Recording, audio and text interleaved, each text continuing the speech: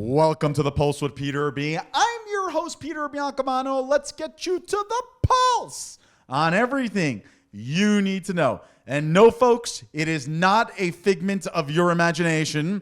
The person to my right is not a hologram. We do not have the equipment to do this anymore, or anymore. I don't think we've ever had the equipment to do it, but it's actually Daria De Lucia, who is back on the show from At Hoboken Eats. Daria, how are you today? I have missed hearing my name like that. That's right? For one thing. Exactly. And, you know, usually I make fun of her for not coming on for a while, but I can't because she looked absolutely stunning in her bridal shower last weekend. And congratulations again. Yeah, we're getting close, 3 months out. Absolutely. And we're going to put a little highlight reel of your pictures just to piss off Greg. Is that okay? It's fine by me. All right, there you go. Exactly. When is the wedding date? I'm sorry. January 29th. Oh, my goodness. Yes, we are coming up close. Do you know this championship weekend in sports? We're going to have Eric on here. I did. I tried to rent out Green Rock for the day after, and yeah, they said no. Exactly.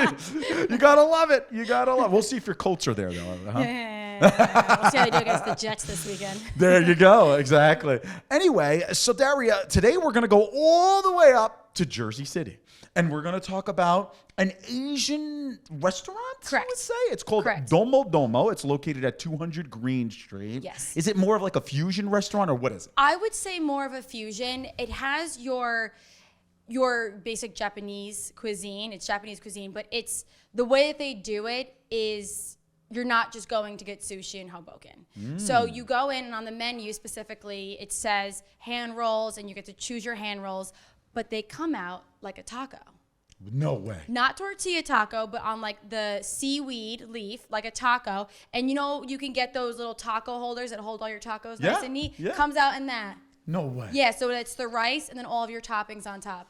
So, and it's healthier. It's like a healthier version if it's on seaweed instead of a crunchy. Well, you still have all the rice and the spicy mayo and all that on top, but when you're eating it doesn't even matter. I had about 5. Get it? Oh, they're just so they're They're like not that saying she can't eat because she can eat. they're like handheld. They're like a little taco. Little taco. Very cool. Little taco, yeah. And it's different. Like we were a little confused when we went there at first because we're like, what's the hand roll? We're seeing everyone else's food come out and we're drooling and we're like, we want what they have, but we see hand roll on the menu. And that's just what they do at Domo Domo. It comes out like that. And it's fun. I don't know. I like when people have like a different take on something. Maybe it's more authentic. I'm not sure, but it was, oh my God. So good. Oh my God. It was freaking banging. Banging. There she goes. And she said freaking like, you know, she went. I'm censored. I don't want to see Greg in the corner. Exactly. We don't even have to bleep that. You know, here comes our North Jersey, you know, De Lucia accent coming out. There you go. She's putting up the fist and everything here. I mean, didn't we miss her or didn't we? Anyway, now, you're saying that it's kind of like a taco sushi? Is that what you're saying? Yes, it's shaped like a taco, but But it's sushi. Let's not get hung up on taco. It's just it's like the shape, right? So instead of it coming out when you envision, we actually took our best friend there for her surprise 30th birthday, and we thought we were taking her to get sushi. We did not know that this was a whole different ball game. And so, again, for an example, you go to a Japanese restaurant, you get tuna tartare. Usually banging, no matter what. So I love tuna tartare. Absolutely. This one came on a truffle cone. Just let that sit there for a second. I'm assuming there's going to be a picture right here of it, too. Truffle cone. The inside, very bottom, had spicy mayo on it, and then it layered up the tuna tartare. No way. Shaped like a little cone, like little round with the cone. Look at that. She's even using the We ordered microphone two. as a little prop tonight. You can tell she's missed us here. I know. And I'm like, okay, we're going to Jersey City tonight for some tacos and I'm cones. down. You know, we got a whole crew here, right? As long as it's on Daria. For that, yes, I would gladly, and for you, of course. But it is top notch. Like we ordered, it comes 4 to an order. We ordered another 4. Another 4. Another 4. But now, okay, so more than just this sushi that's has its own unique texture to it. Let's just say, does it have more of like a Japanese flair? Like, can I order a teriyaki dish, for instance, over there? Yeah. So like some of the other things that we had gotten. So it's not necessarily just Japanese. Again, it goes back to the Asian fusion. Those were 2 of the more Japanese style cuisines on the menu. We also ordered Korean fried chicken, and which is so popular popular these Very days, popular, by the way, right? Very popular. I mean, we actually ordered that one on accident, and we crushed it. It was fantastic. It was that's the best type of meal when you order it. Best mistake I've ever made in my life. But we also ordered the Korean fried rice, which is like garlic flavor. Came with they cracked an egg on top for us and mixed up. It was. I mean, I hate to keep saying everything was banging, but it was one of the best meals that we had in a very long time. And we got edamame. Oh, very cool. But it came You with gotta do the hummus. edamame. No, what? Yes. Wait, so, what? Yeah. I know. There was the explosion.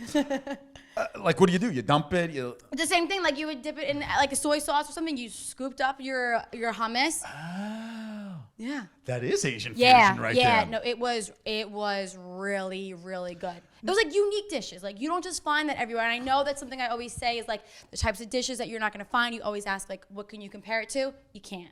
Exactly. It lives on its own. She took the question right out of my mouth here. So, and here's another question that well, actually, let's talk about the location here. Yes. Because Green Street is not far from here, our studio in Hoboken. And it really is like a bopping neighborhood, right? Yeah, it definitely is. And what was cool there, so we ended up sitting outside just for our party size, and it's like this little like balcony area, super nice. They have it covered in case it rains. But then you go inside, and they have like the traditional sushi counter where you can sit at like the sushi bar, and then it's a pretty small restaurant inside. Wow. Like you could definitely fit a bunch of like 2s and 4s here and there, but I was surprised looking at the outside that it was that size. But so it's like intimate, nice date night. But it's always those holes in the wall, right? Oh, yeah. Right or wrong? Correct. I mean, it's like, if you want something good, you got to find a hole in the wall. Yep. And this is certainly it. So, do they have liquor? Yes. Wow. Of course, Daria would know that. Yes, we had a lot to drink that night. Sake. Oh, warm or chilled?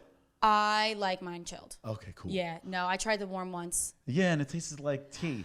I had a hard time going down. Yeah. It didn't go down very well. Yeah, exactly. But they have a lot of specialty cocktails. Okay. We got frozen margaritas, which were delicious, and then we transitioned to wine. What? Yeah, we had a night. No. Sushi and wine, what better? Yeah, sushi, Right. wine, margarita, and sake. I wanted to keep Sorry, it at Mom. one liquor. Sorry, Mom. But I hope she Ubered home afterwards and all that good stuff. And this is certainly a question that you kind of answered before. It's like, what can you kind of compare this to? When you say Asian fusion, you know what's the first restaurant that pops into my head? Touch the Heart or Yes! I knew it. God, she's been on way too much here. Different though. Yes. That is an Asian fusion in the sense of dim sum. So so they basically they craft like their unique dumplings and their noodles. Gotcha. I would say it's like equally as exciting and delicious. I've talked about Touch the Heart, and if you follow me, I post it all the time. But Domo Domo is completely different. Space on its own. Now, reservations, do they accept reservations? Yes, they do. And it's highly recommended since it's so small. Highly recommended. And it's definitely somewhere, like we had a great time, like us girlfriends. There were 6 of us. We had a lot of fun. But there's Poor Matt was home with the dog. He was home with rigatoni. He tried to get invited to this dinner. Exactly. That's why there was so much alcohol. Yeah. But yeah, and there was so many date nights going on there as well. So it's like you can really do anything. Like I gotta bring my dad back. Oh. He's gonna lose his mind. Right? He's gonna lose his mind. Always giving the shout outs. You gotta love it. Well, Daria, thank you so much. We look forward to having you on. I feel like we have to get you back on before the wedding. Back. I know. Because I'm not going to call you Pace. It's still going to be De Lucia, right? Or Piace. Piace. Oh, Piaces we like. It's peace. It's peace. So it's Pace in Italian. Yeah. Right? Yeah. Or you like De Lucia? Peace. Well, Peace. De Lucia, yeah. We'll just hyphenate it, right? Yeah, we'll take one name at a time. I love it. Absolutely. We'll see you back soon. All right. Folks, when we come back, high schoolers are taking over. God help us, but let's see how they do. We will be right back.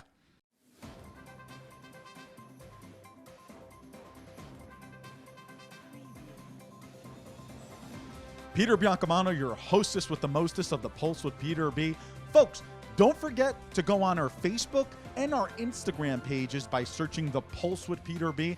and like and follow us on each of those platforms. We're constantly updating those pages with previews of each week's segments and cool stories. Also, if you have any questions, feel free to reach out to our email address, at thepulsewithpeterb@gmail.com.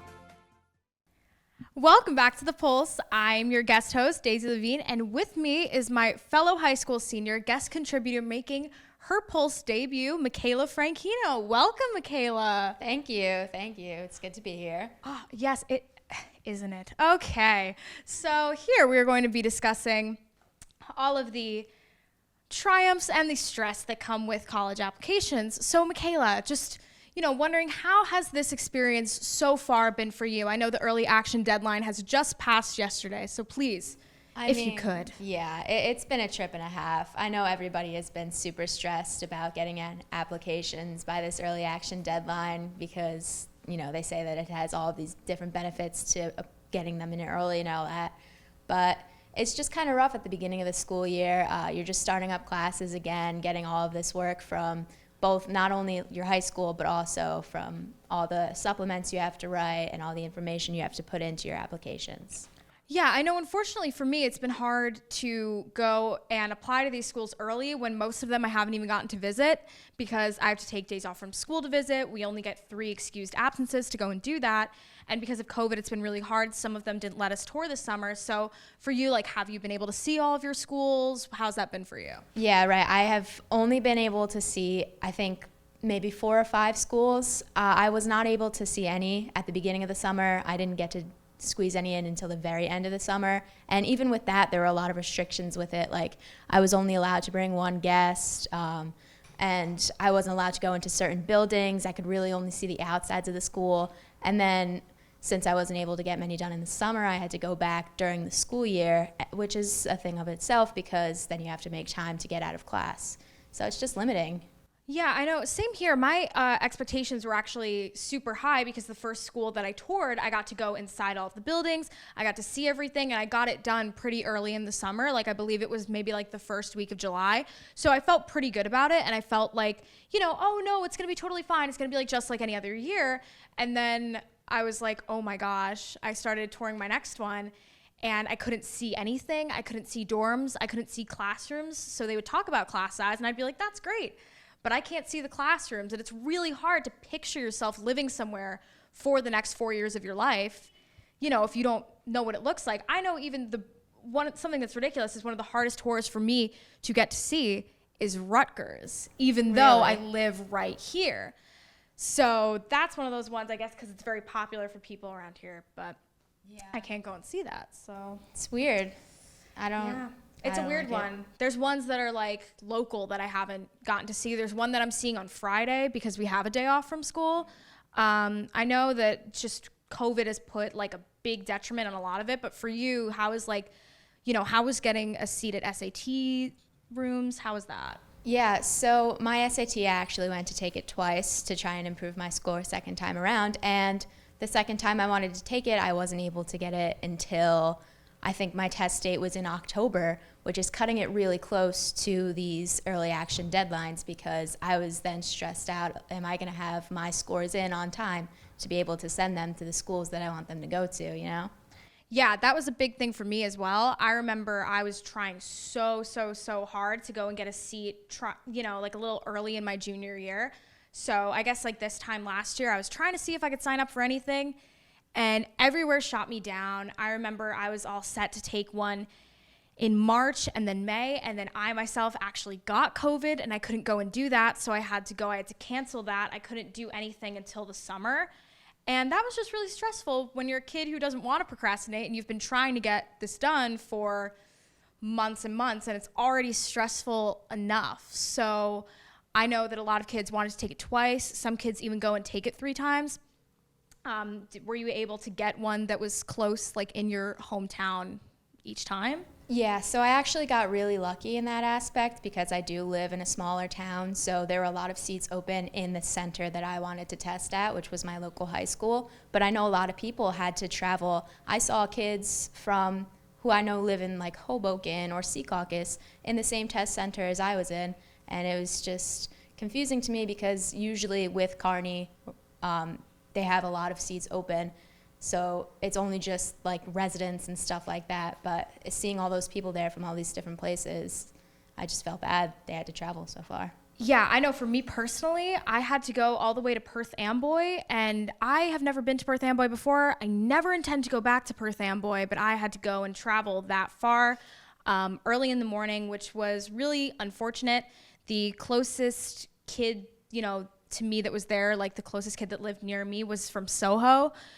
So there were a lot of kids that really had to go far. I know that even for the seniors who graduated last year, kids had to go to different states to get SATs. So I just know that it's been really rough, but I understand that probably most of your schools are test optional, right?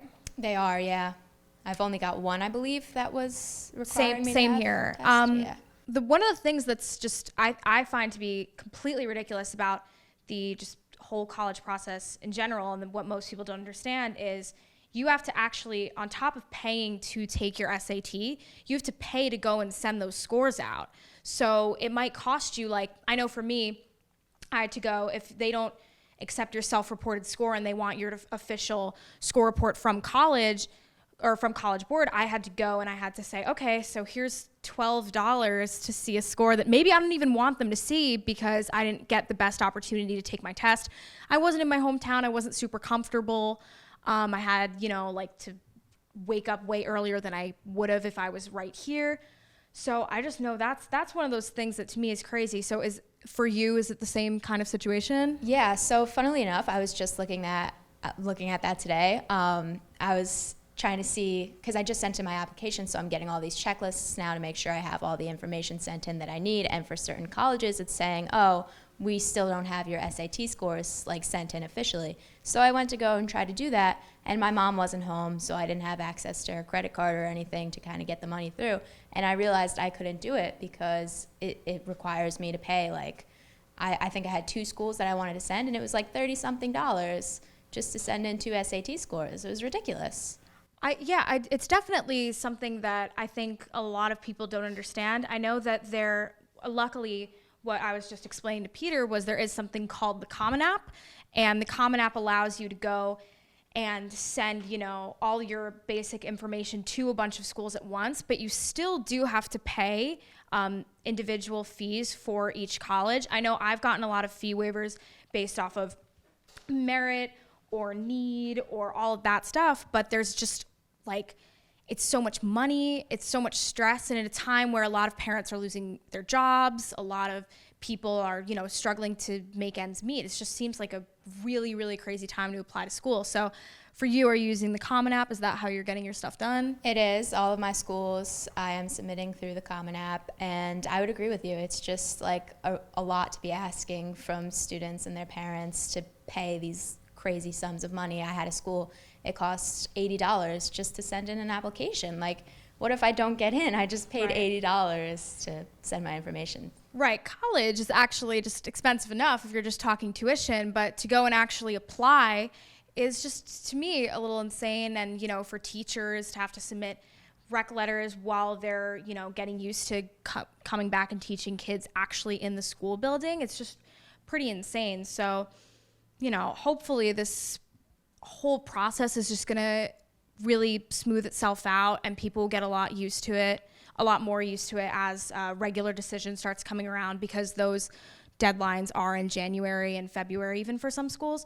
So hopefully everything with you goes well. Hopefully same here for me, because I know I'm in the same situation. But thank you so much, Michaela. Thank you for having me. I'm Daisy Levine. We'll be right back.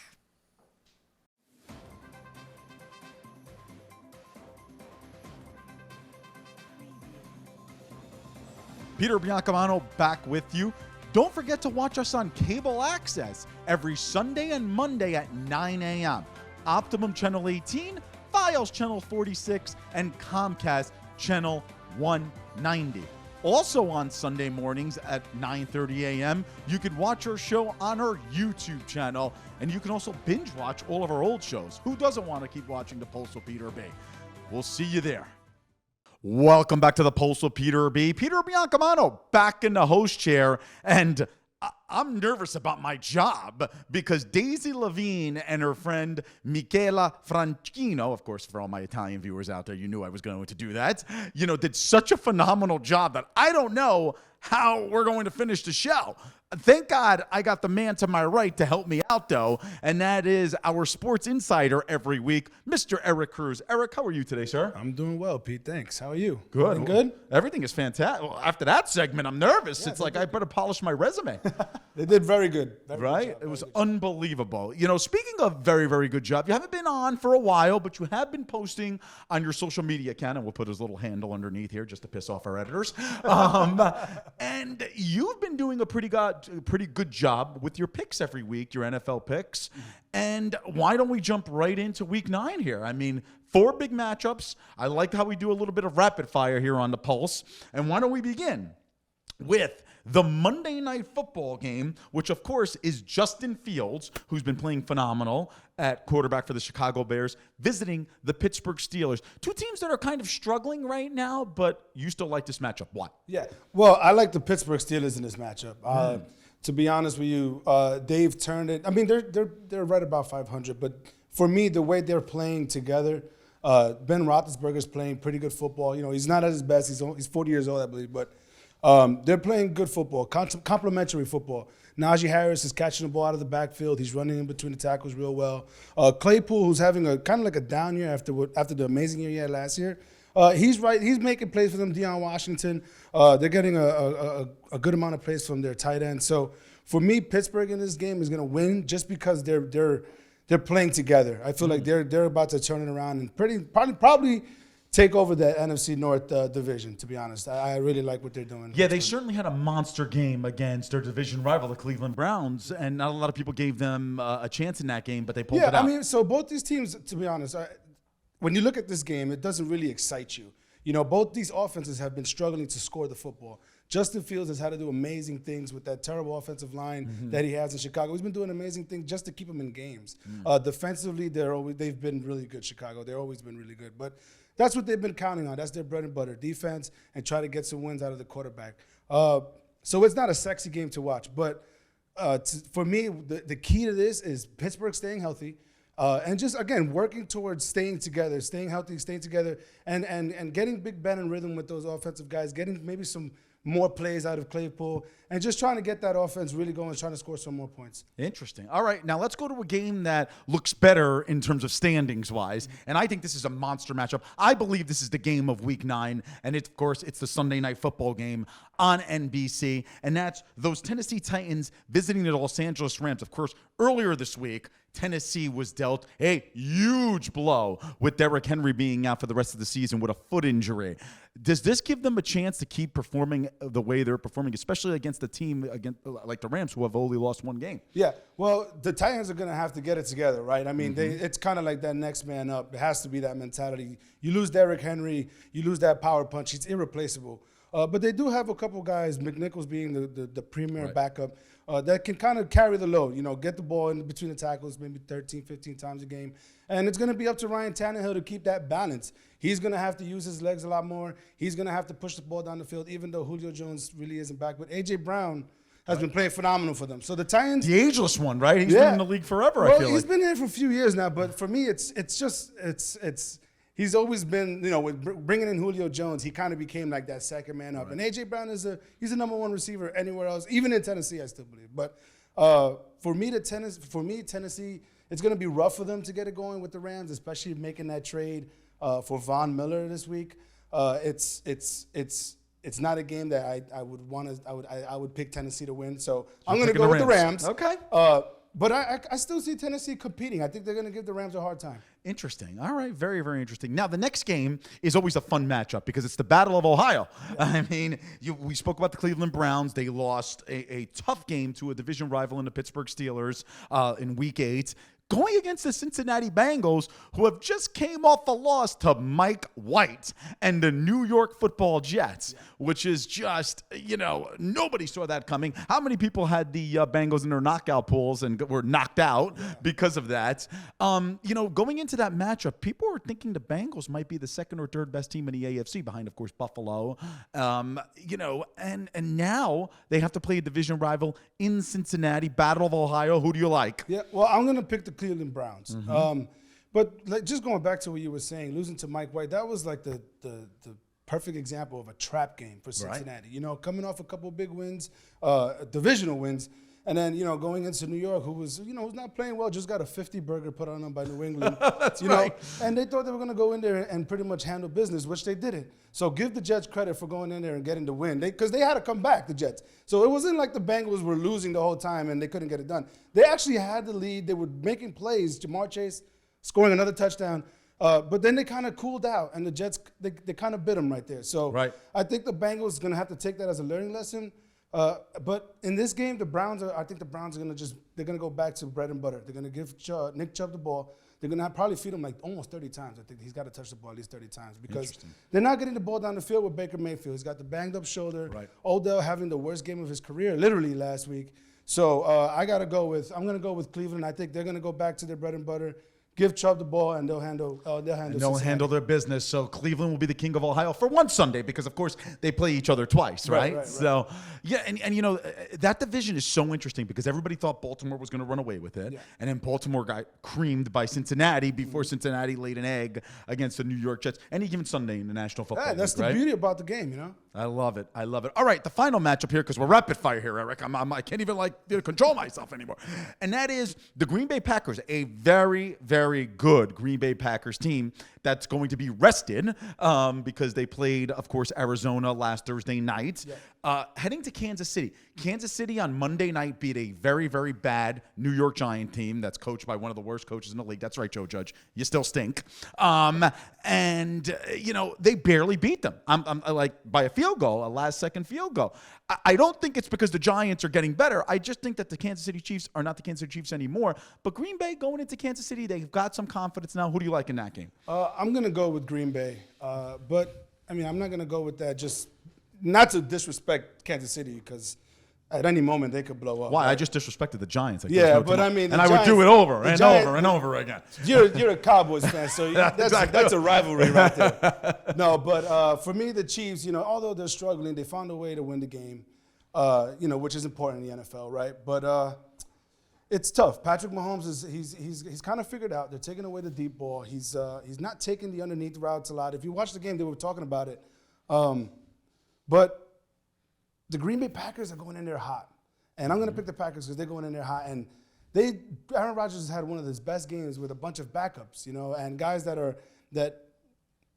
fourth, fifth, sixth string guys that are in Green Bay that were making plays down the field. Unbelievable. Making big catches for Aaron Rodgers. And if he made him look like that with backups, imagine what he's going to do if his offense came back. Devontae Adams is premier guy. So I think the Packers, after that week 1 blunder, they kind of got it together. Right. They knew they were better than what they looked like on that day, and they're showing it. Aaron Rodgers was the MVP last year for a reason, and we talked about winning the division. If Packers, if Aaron Rodgers didn't play for this Packer team, how would it look like? And I said it wouldn't look pretty. And for the Packers fans, they got to be happy right now, ecstatic that Aaron Rodgers is back, because that might be, other than Tampa Bay, might be the best team in the NFC. There you go. And with those Dallas Cowboys. There you go. I had to drop that in there. Well, Eric Cruz, thank you so much again. We look forward to having you. And if you don't see him on the show, follow him on his little Instagram handle. Not his big Instagram handle, his regular Instagram handle.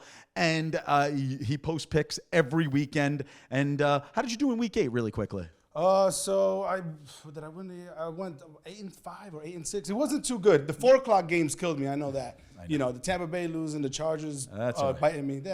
Well, it's tough to pick, but still, follow me. You'll get some good picks. I promise you. We'll win more than when we lose. I didn't even have to say more. Thanks again for joining us. We'll see you on a future episode. Yes, sir. Getting into prime time in the NFL about halfway through the season. So thanks again, Eric. All right, folks, join us next week for The Pulse on everything you need to know. I'm Peter Biancamano. I hope you have a great week, everybody.